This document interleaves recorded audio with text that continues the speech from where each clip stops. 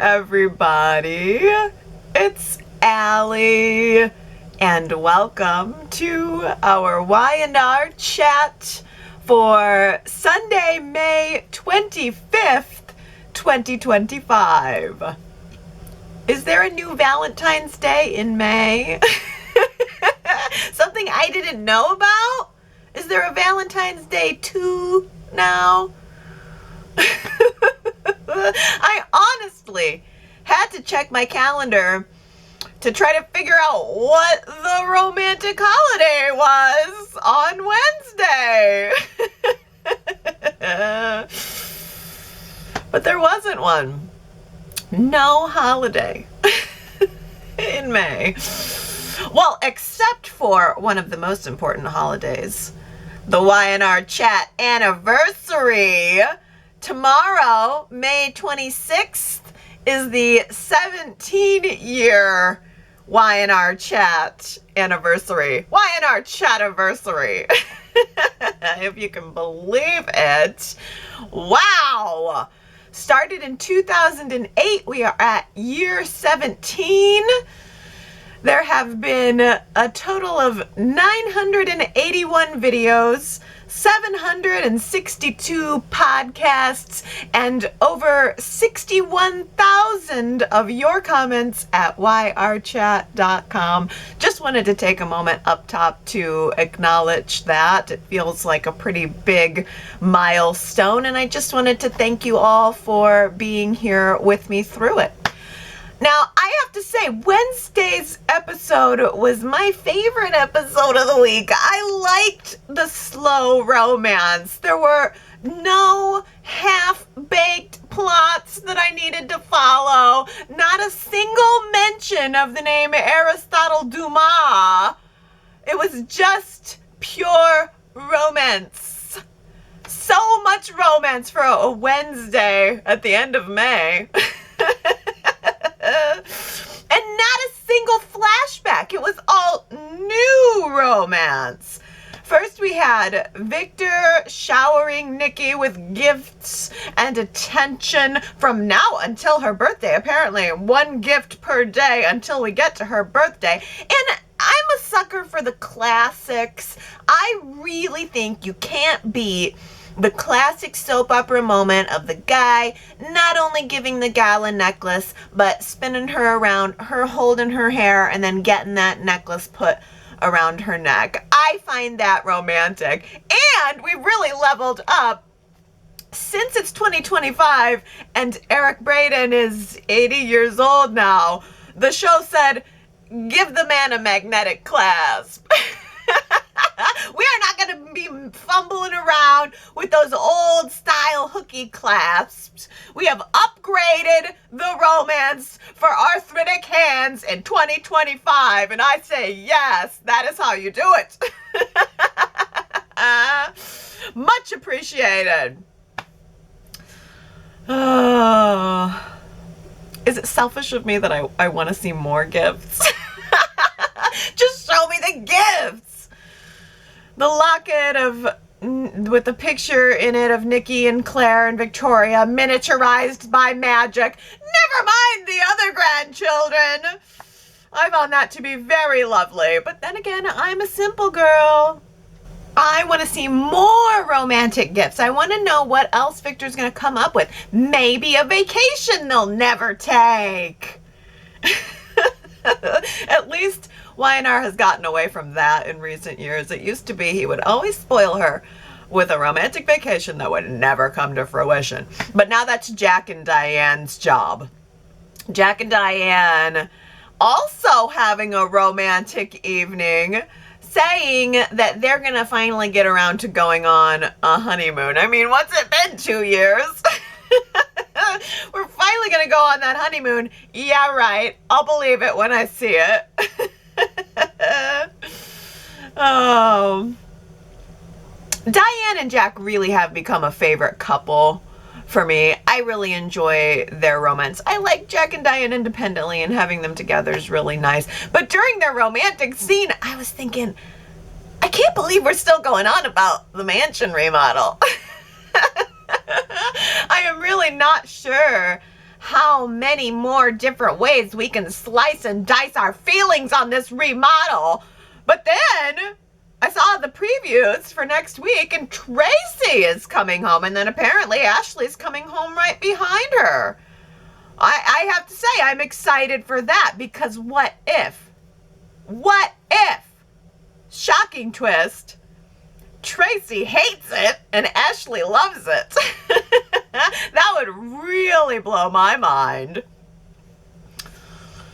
I still don't understand why they decided to take the risk. Why let Jack's wife of 2 years redecorate the family home with absolutely no input from anybody else?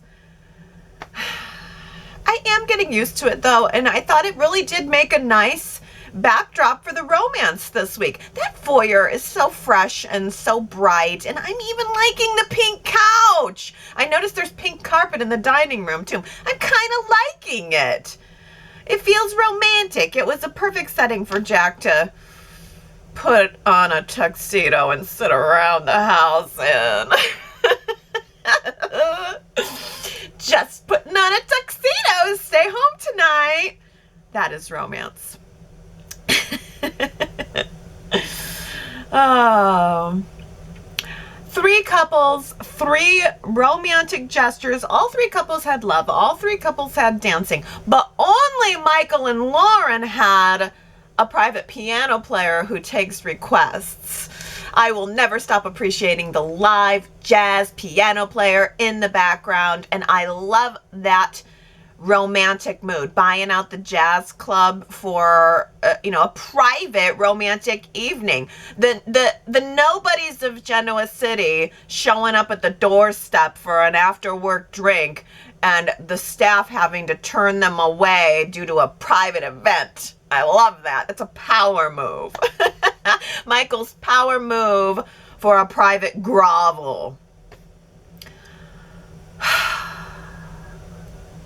Lauren and Michael do still have the magic, don't they? Don't they? I feel Michael was very adorable behind the bar, mixing the drinks, looking very dapper. Christian LeBlanc, you look good, by the way.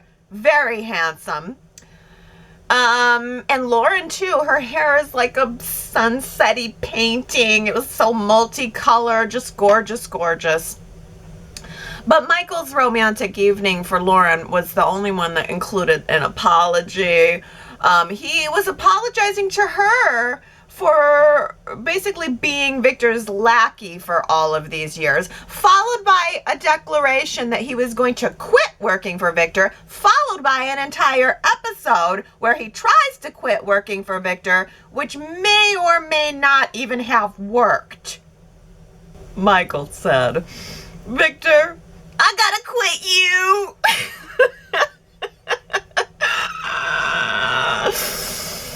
Oh my goodness. Fair warning, I don't love it. It's so much hubbub over a resignation. And I just don't understand the big deal. I don't understand the big deal on multiple levels, starting with, why does it matter if Michael wants to move on, to retire? He should be allowed to live his life however he wants to. He should not be a slave to Victor's lawyering needs. But also, I really don't even understand why he has to in the first place. It feels like Lauren and Diane have pressured him into doing something that he doesn't really want to do. And aside from the whole Ian Ward almost got shot thing, aside from that, I don't really see the problem. If Lauren's concern about Michael working for Victor had come directly after the Ian Ward standoff thing, then I think I would be able to emotionally connect with it more. But it has been months since then. It is old news. And that doesn't even seem to be the biggest problem, the Ian Ward thing. When it comes right down to it, Lauren's argument and Michael's argument to Victor is that he feels like he's being caught right in the middle of the Victor and Jack feud. What Victor and Jack feud? I ask you. What Victor and Jack feud? When was the last time Victor and Jack were even in a scene together? Well, we had that wonderful scene at Jabot, and then before that, Jack walked up to Victor's table. Wow, both 30 seconds in length. What Victor and Jack feud? Victor put a couple of spies in at Jabot, which quickly got figured out, never went anywhere. I don't see the peril. Victor replacing Jack with a dangerous twin? That was peril. Couple of spies at Jabot? Hiring a siren to come in between Kyle and Claire? That's child's play. That's nothing. Nothing. Why is Lauren so dead set on Michael breaking this connection to Victor when it clearly means so much to him? And I am also still not sold on why exactly it means so much to him. We have pulled this whole Victor is like a father to me thing right out of thin air, and I don't like it.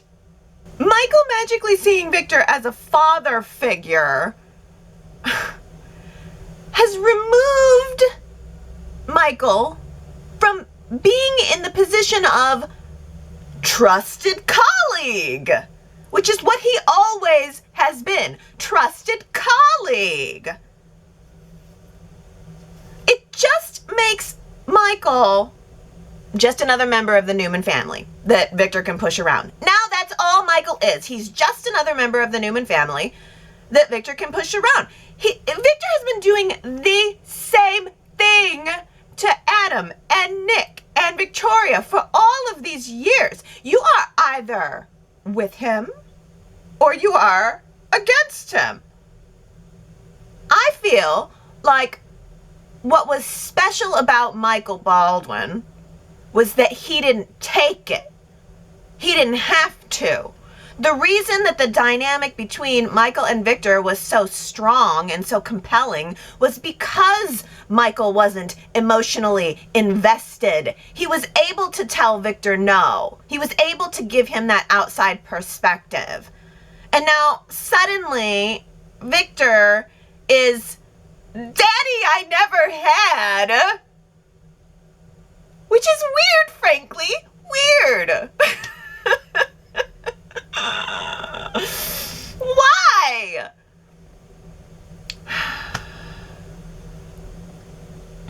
We've basically just taken Adam's past 4 years of storylines and given it to Michael. I miss the Michael Baldwin who had agency. I miss the Michael Baldwin who had guts. And I don't mean to take away from the deep emotions of the scenes, because you guys know Michael Baldwin is my favorite character. He is my main man. I love him more than anyone. And Christian LeBlanc is such a powerful actor. Like, he rips my heart out whether I buy the plot or not. And of course, you guys know that I love any excuse for Victor to fire up the pointy finger and stick it in someone's face and give them an ultimatum. But this whole thing was a total miss for me. Y&R buttered me up with the Wednesday episode, giving me all the romance, lulling me in, only to on Friday rip the rug right out from under me. Plus, I worry about what this means. I worry about Michael's, quitting Victor, that it's going to leave him without a story. I mean, if Michael's not sweeping up somebody else's problems, what is he going to do? Claire made a special trip out to the ranch this week to let Victor know that he's getting what he wants. She and Kyle aren't moving in together anymore, and she sealed it with a chocolate croissant. Claire, You don't have to acquiesce to whatever Grandpa wants and bring the food. One or the other would have been enough. In fact, he should be bringing you the chocolate croissant, considering you're the one doing all the work here. You're the one doing all the relationship work here.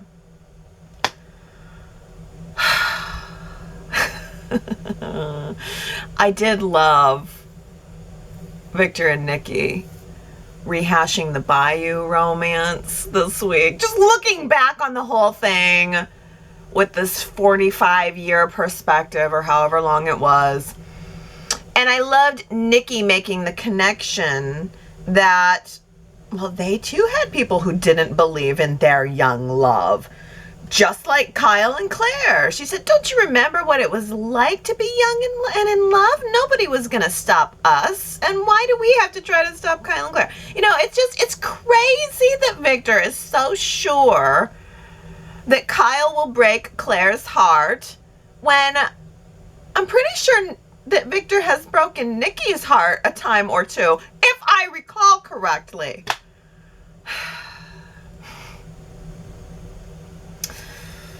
But Claire is convinced that she can change Victor's mind, and she asked him to help her plan Nikki's B-Day bash, which apparently, I don't know, do we really need a planner when we clearly are going to have a fabulous party planner next week? What do we need Victor's help for when we've got that guy? And does Claire really have time to plan a party when she's doing all of this high-level work at Chancellor? I don't know.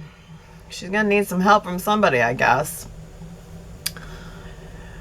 Well, and Claire is hoping that Kyle is gonna show up to this party with the greatest gift ever. The gift to top all gifts. A gift that will knock Nikki's socks off and show Victor how great Kyle is. And just Kyle's gonna just be beaming, and then Victor's gonna fall in love with him just as much as she has fallen in love with him. Keep dreaming. It is never going to happen. It's downright foolish, really. And you know what? It was actually really refreshing and compelling, I thought, this week on Friday, to watch Kyle doing a bit of a flip, having a little bit of a descent into anger, really leaning into it, saying that he resents Victor, that, you know, he's jumping through all these hoops, he's changing his plans, his life is being altered here because of Victor, and he resents it. Damn it. And not only that, but he also kind of, in this strange twist of a way, identifies with Victor. He feels sort of like him in a way, because he's willing to fight dirty, be it with Victor or for Jabot or against Audra. I am really so confused by Audra at the moment. I know what she wants. She wants Vibrante. All right. But who does she want? I mean, she's got Nate right where she wants him, eating his potatoes, stealing them right off his plate, one by one. Each of those potatoes, just nom, nom, nom. All right, Nate, got him. Nate's in her backpack. She's also got this whole family that she's been wanting for her whole life. She's got this insta family, this insta feeling of belonging. But there are also times where it seems she wants Holden. And now Holden seems to be implying that maybe she wants Kyle too. Like, for real. So, or is that just him picking up on the deception and not knowing what to do with it? I'm not sure. I don't fully know where Audra stands anymore. She's got her fingers in so many pies. I don't know who she really wants anymore.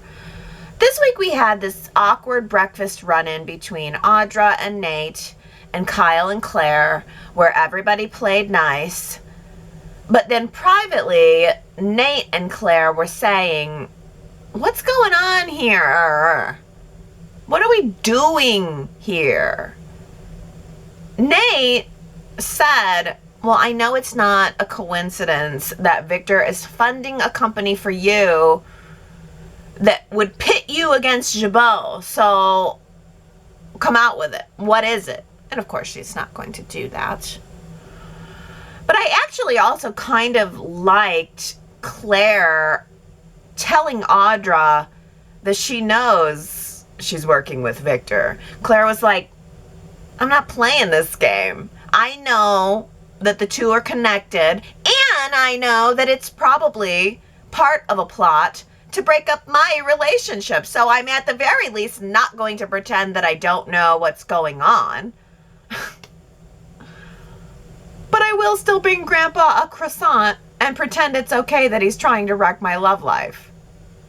Amanda and Billy came face to face this week. Shame it was a bit contentious, because I do remember Amanda and Billy had a friendship, and it was, they had some chemistry. They had some good friendship chemistry. But now all of a sudden they are very tense with each other over the Dumas stuff. And Sally made sure to jump in and tell Billy she don't like Amanda.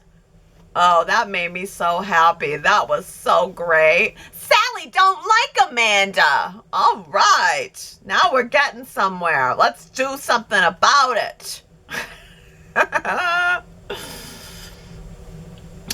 Well, guess what? Abby don't like Amanda either. And Amanda don't like Abby. And I loved seeing those two have a spat this week. They tried being pleasant with each other at first, but then the claws came out. Amanda said, oh, I'm not bitter.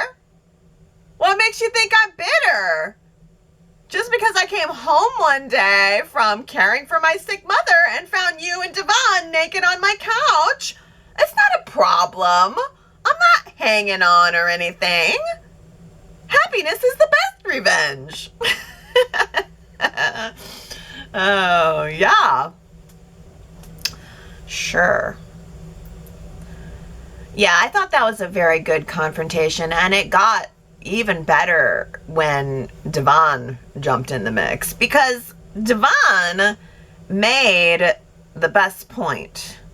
Devon said to her, hey, Amanda, you got all the answers, but how do you know that you're not being used?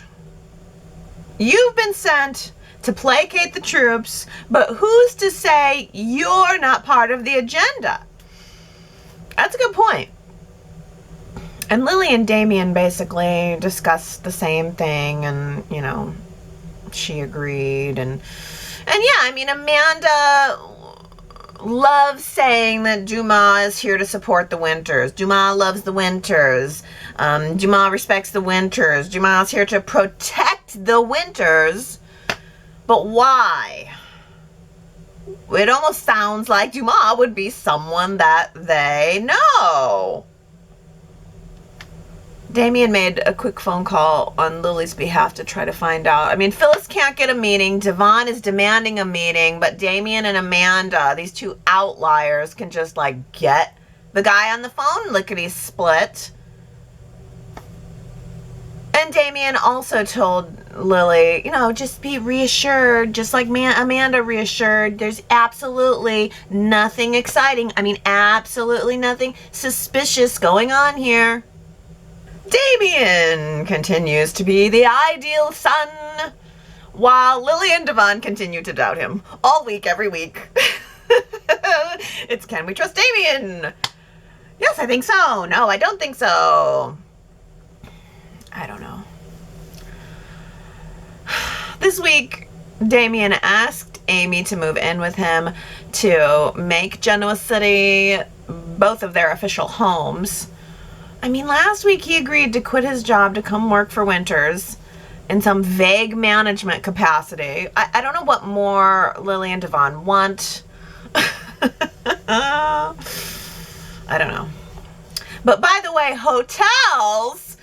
Damian's going to be managing some of their hotel chain. What hotels? I think Devon bought the Grand Phoenix, didn't he? Or Lily did, or somewhere in the Winters portfolio might be the Grand Phoenix.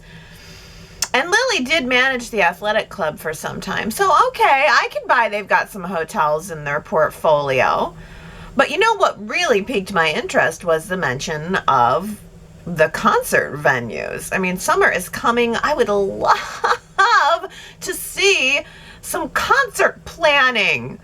A festival. I mean, it doesn't have to be a big deal. Just pop up some white tents and give us the backstage illusion. Ooh, let Tessa and Daniel perform together. Oh, please tell me that's where this is headed. Nick and Sharon had a great convo this week that really helped me clear up all of Sharon's weirdness from last week. I mean, I think Sharon knows consciously full well that she wants Nick back. I think she knows that she is still in love with him and always will be. And she's had a taste of what it could be like since they just went on that trip together. But Sharon also remembers that times were not always good between them, and the thing that came in between them most consistently was Phyllis. His attraction to her. His desire to rescue. Of course, those are her words, and I was thinking, well, Nick's desire to rescue is far more relevant to Nick never being able to work it out with Phyllis, because Sharon was always the one needing to be rescued. But whatever. Now Sharon is conflicted between the love that she wants and the love that she actually gets from him, right? Nick himself seemed to be coming to terms with that, being ready to face that he makes a better boyfriend, or he makes a better friend than a boyfriend, or even a husband. But, that doesn't, Sharon still has that longing for him. And she questioned him this week about his relationship with Phyllis, I think testing the waters. She said, I see something between you and Phyllis, and it's something that is more than just co-parenting. And he denied it, but he also had this really great comeback by saying, well, what I see in you, jealousy. And it's true. It really is true. That's exactly what it is. Sharon may know logically that she and Nick shouldn't be together. They've had enough tries at working it out. But she also may know logically that she and Phyllis are in a better place, and maybe it wouldn't have to be the same. But none of her logic erases 30 years of on and off heartbreak. It is easier to catch more flies with honey. I don't know who is giving us all of this homespun wisdom in the writing lately, but I love that. It's easier to catch more flies with honey. If you are dying to know whose lips had that dripping from them this week, you should go to yrchat.com. Let's read some comments, because we gotta talk about coal. Let's start with Diana, who says, yay, coal is not dying. I am so happy that Y&R is not killing off his character. For some reason, it looks like they were just buying some time for him. Maybe the show wanted to see how the fans would react if they believed his character was going to die. It looks like the fans love him, and I love that he'll be moving into the tack house. It'll be just like old times. Yes, I couldn't believe it. There he is, looking bright and blue-eyed and beautiful. But then there also was that moment at the end of the scene where he was still a little wobbly. And I thought, okay, well, either they're trying to just make it believable that he was sick, but maybe not 100% yet, Or there's more to it. I don't know. Connie says, yay, Cole has been miraculously healed from the death cough heard round the soap world. Nick delivered the best line of the day. I'd given you up for dead. The writers gave us such a great inside joke with that one. It cracked me up. I know. They must have known everyone would just be speculating and spinning out.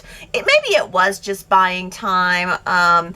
Who was it that mentioned, somebody mentioned at the website that maybe it had something to do with Summer's unexpected leaving. Maybe Summer leaving all of a sudden made some new room for Cole and Claire's story and Victoria's story. But I am excited that he is going to be moving into the tack house. I mean, I haven't had enough Nick and Victoria. I feel like I could use some more Nick and Victoria, and Cole currently is playing a really nice role in there. He's, fitting in there nicely with the siblings, and I enjoyed that scene. Ooh, but Michelle says in the previews for next week, I bet that elaborate party planning means Cole collapses at the birthday party. Michelle, you might be right. I would not rule that out at all, because even though I thought, oh, good, Cole's not dying. I mean, but it's the end of the scene is what turned me around, and suddenly I was thinking, maybe that was just a short reprieve and there's something more serious right around the corner. Michelle also says, Kyle opening up to his mom about his shoulder angel and devil is very revealing. Well written and well acted. I couldn't look away. Yes. I mean, of all of we had some good performances. Even though I don't love the plot of the Michael and Victor thing, both Christian LeBlanc and Eric Braeden were really good, but let's make sure to not gloss over how wonderful Michael Mealor was in that scene with Diane. It was well written and well acted. That was a good speech, and it was just side note, kind of nice to see Diane and Kyle getting along. Naomi says Kyle is doing a perfect job of showing Claire who he is. Now she's thinking, do I want to be with a cuter version of Victor? Oh, Naomi, you really hit that home for me. That really didn't think of it in those terms before. You're right. Kyle is identifying with Victor. He is straight up saying, I feel like a version of Victor there at the end. And wait a minute, that's not who Claire fell in love with. She has to be asking herself, wait a minute, is this really what I want for myself? I mean, eventually that's got to snap. Diana says, I look forward to Kyle and Audra's affair that is seemingly in the works. Allie mentioned that she's on board for it as well. I prefer Kyle as the bad boy rather than the tame, married family guy. This story feels like it fits his character. The rich, arrogant kid living the high life. That'll give in to his temptations when opportunity arises. This also fits Audra's character as well. She doesn't seem like the committed type that's going to stick with one guy for very long. The sparks are going to fly when these two hit the sheets again. I agree, Diana.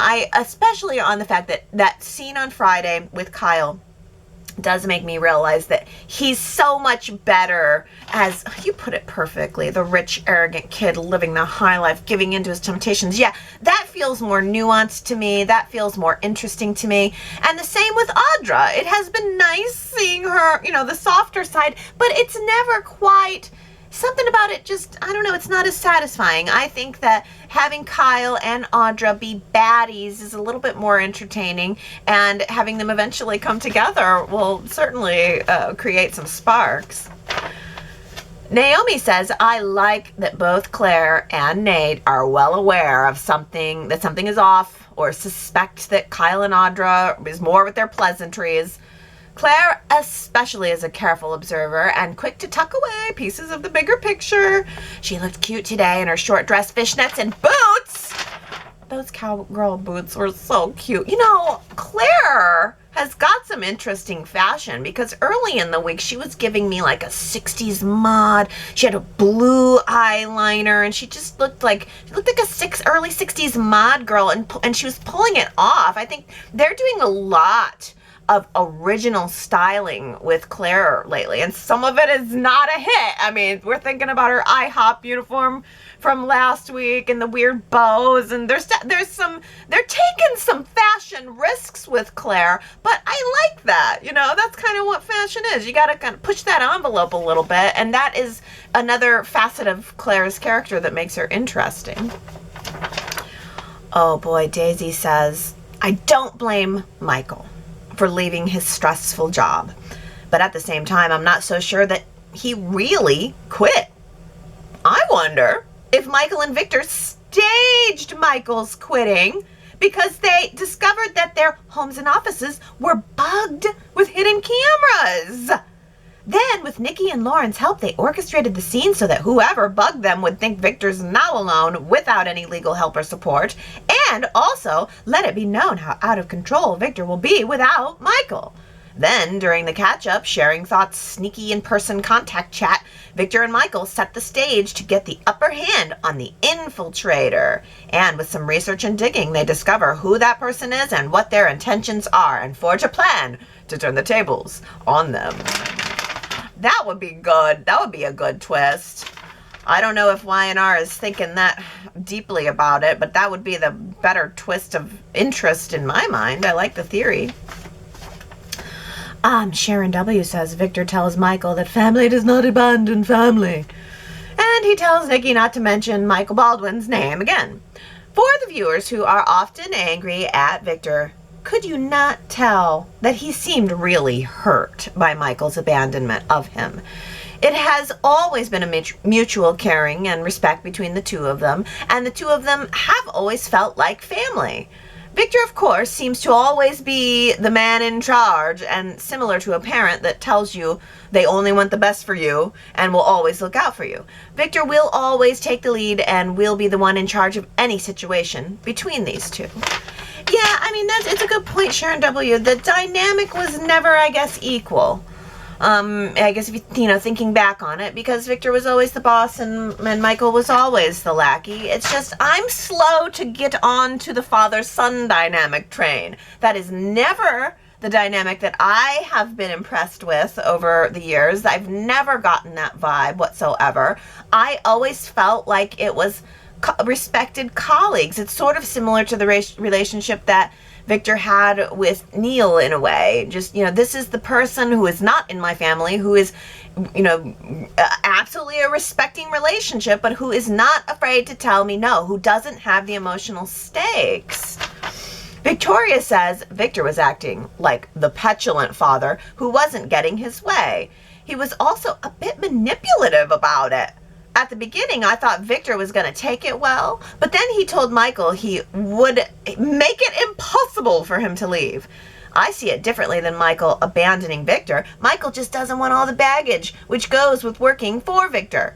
Michael loves Victor and would like to remain in his life. He just doesn't want to do the man's bidding.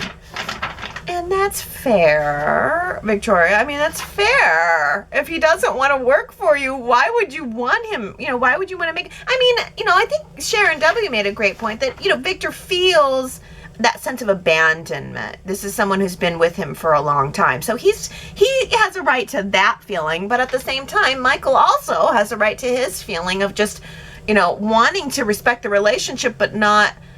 continue to work for him. That's fair. I don't know why it has to be never mention Michael Baldwin's name again. It seemed a bit rash. Victor Newman, rash?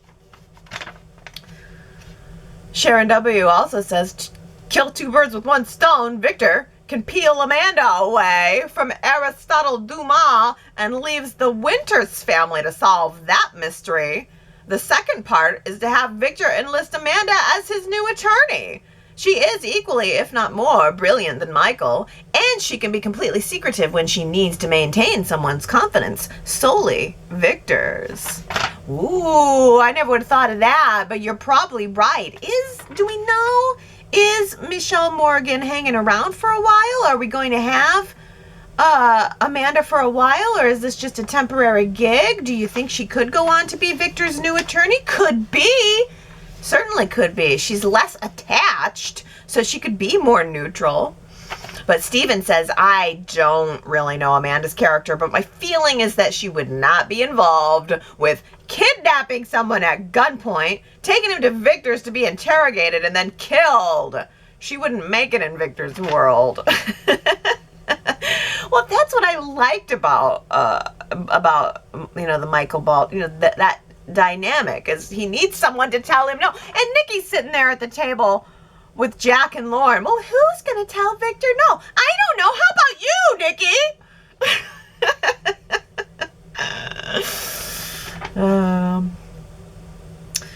It's weird that she was sitting there having a conversation with Jack and Lauren about Victor. Like, well, who's gonna stop him? You, Nikki!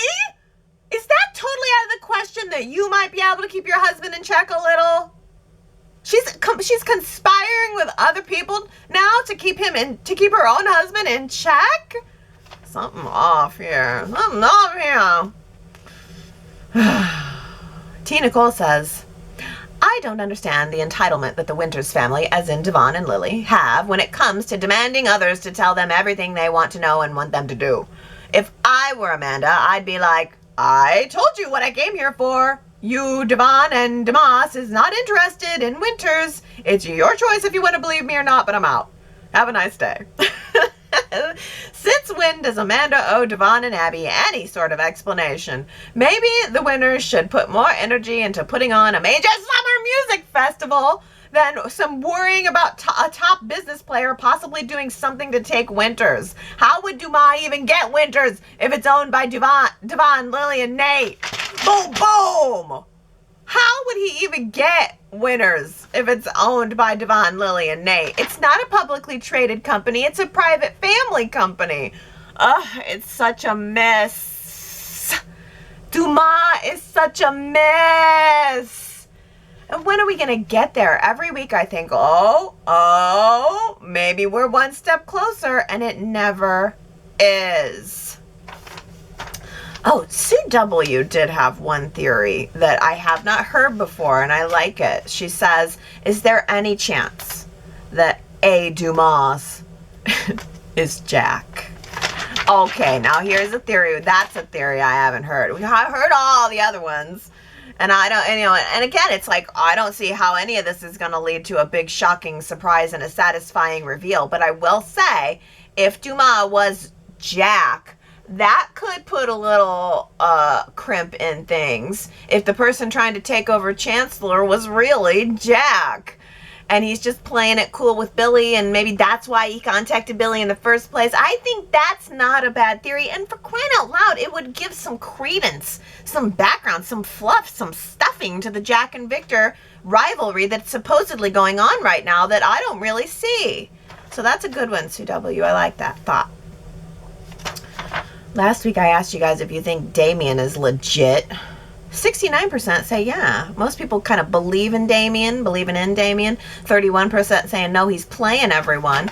Marianne B voted no, he's playing everyone. I think he's insincere and he only wants Lily, so he manipulates her. He manipulates her to get him ahead.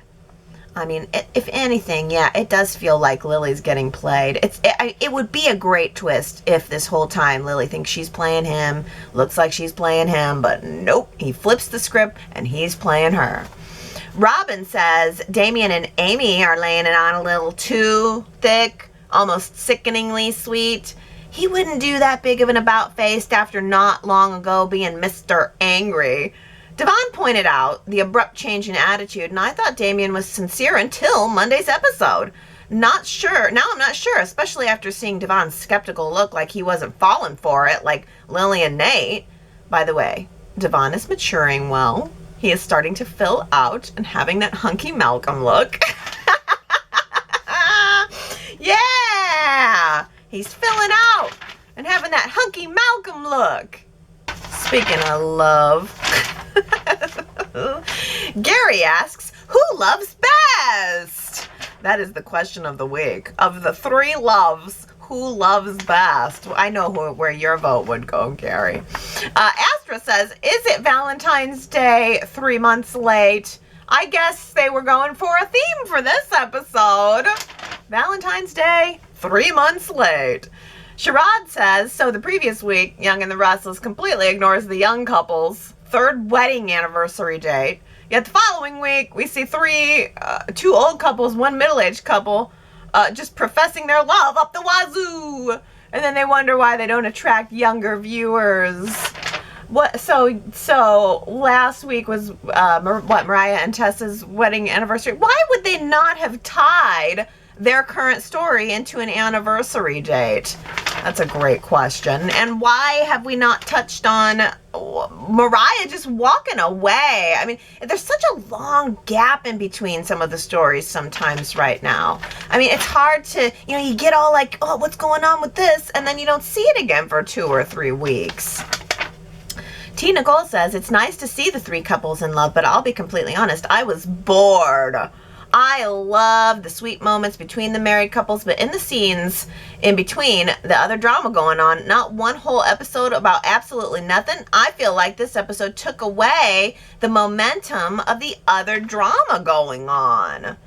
Well, that's a fair point, T. Nicole. It certainly was out of the blue. I mean, just dropped right down onto our laps a full love episode on a Wednesday. I liked it. I'm not complaining because, I mean, the other drama it doesn't really go, it's not going anywhere for me. So I was happy to just sit down and have some love that I didn't need to speculate about. Low stress love on a Wednesday. Robin says the Wednesday episode was a major thumbs down. I fast forwarded through it because it was a waste of time and filler. The writing doesn't seem as good as usual. Dropping storylines, yanking characters around.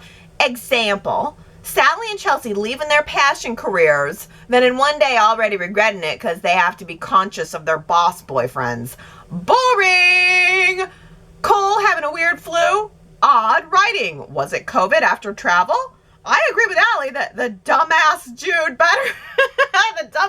dude better be Tucker, Trevor St. John, because anyone else will be super annoying. Wow. Yeah, I mean, honestly, not gonna lie, it does feel like some storylines are getting dropped, characters getting yanked around. Something up. Something definitely feels like it's going on behind the scenes. What is it? I mean, the Dumas thing is the biggest example of it right now. How long has this been going on? What was the date that we first heard the name? Aristotle. I probably said Alexander already. I can't take it. I cannot say the name Aristotle with a straight face. That's what it is. Alexander I can muster, but Aristotle, it just is not. It's a bridge too far for me. But it's the perfect example of the storylines dragging out. When did we first hear the name Aristotle Dumas, and how long has it been? That's the question. I do want to ask you guys for a poll this week, though, if you liked Valentine's Day in May, because it seems like most people were like, nope, nope, or maybe that was just the vocal majority. But if you'd like to weigh in on that slow, romantic episode, go to yrchat.com. Tell me if that was a hit or a miss for you. Do you like that we just took a break on Wednesday for some romance? Oh, Michelle says on Friday's episode, what was that on Nikki's hair? She was sitting there with Jack and Lauren and I kept staring. Is that mold? Please, Allie, tell me you got a screen cap of the mold. I don't think I got a screen. It might be. If you go through the screen caps, you might be able to see it. But yeah, there used to be, like back in the 90s, do you guys remember there was like those, they were like a comb that you might slip into the front of your hair to keep that hair in place and also creates a little comb effect. It had to have been like a little slip-in comb thing to keep her slicked back sides from falling, back. I thought, oh my gosh, does she have little rubber bands? Does she have Sally Spectra's hairstylist now? I love mixing up the hairstyles, but I almost wish, Michelle, you make a good point, because it did, like, the color was off. It just looked like, what's in her hair? If it had been pearls or diamonds or something more glamorous, then you'd go, ooh, okay, hair decoration, I like it. But it was a little like, what is that? Oh, I gotta end on this from Russell, who says, I think Eric Braeden ad-libbed when Claire brought him the treats and he said, well, how do you expect me to stay in shape? She didn't know what to say. It was funny. I get the sense he's playful on the set, and Claire even laughed at this. Apparently, the unexpected reaction of surprise when she told him that she and Kyle were postponing moving in together. Russell, I can't believe I forgot to mention that, and I'm so glad that you did. I thought the exact same thing. She walks in the door, she hands him the croissant, and he's like, well, how do you expect me to stay in shape? And there was this moment where the actress who plays Claire said nothing. She just looked at him like, I did not expect you to do that to me right now. There was a good, strong 3-4 seconds of dead airspace while she was just looking at him like, oh, are we doing impromptu theater now? I didn't realize that this was the Groundlings. That just goes to show you have got to stay on your toes if you're going to be in a scene with Eric Braeden at The Young and the Restless. And you have got to stay on your toes to be a Y&R chatter too, I have to say. Because I tell you, 17 years is a lot. And I, in this 17th year, going into year 18, am going to have a little something of a surprise for you guys coming up probably toward the end of the year. Oh, just a little something I've been working on for 5 years, for the past 5 years, almost about to come to fruition, that I think is going to be really fun, really fabulous, and you guys are going to love it a lot. So just a little bit of a teaser there to look forward to the upcoming year of Y&R Chat too. Feel free to go to yrchat.com if you want to leave some comments about the show, leave some anniversary comments for me. That would make me feel good this week. I'll go to genoacitysoap.com and pick up a bonus episode. There are 3 of them there, and you can pick those up for $5. It does support Y&R Chat. So genoacitysoap.com, you could get the ranch episode, the poolside episode. Soap kids are screwy, and I definitely want to plan to do some more of those episodes in the future. Those, by the way, have all new content. They're flashback Y&R Chat episodes with all new stuff that I recorded to bring it all together. They're very entertaining if you haven't listened to them yet. genoacitysoap.com. And I will be back next Sunday for more Y&R Chat. 17 years! Cannot believe it. Wow. I love you guys. Thank you again so much for being with me, and I'll see you next Sunday. Bye.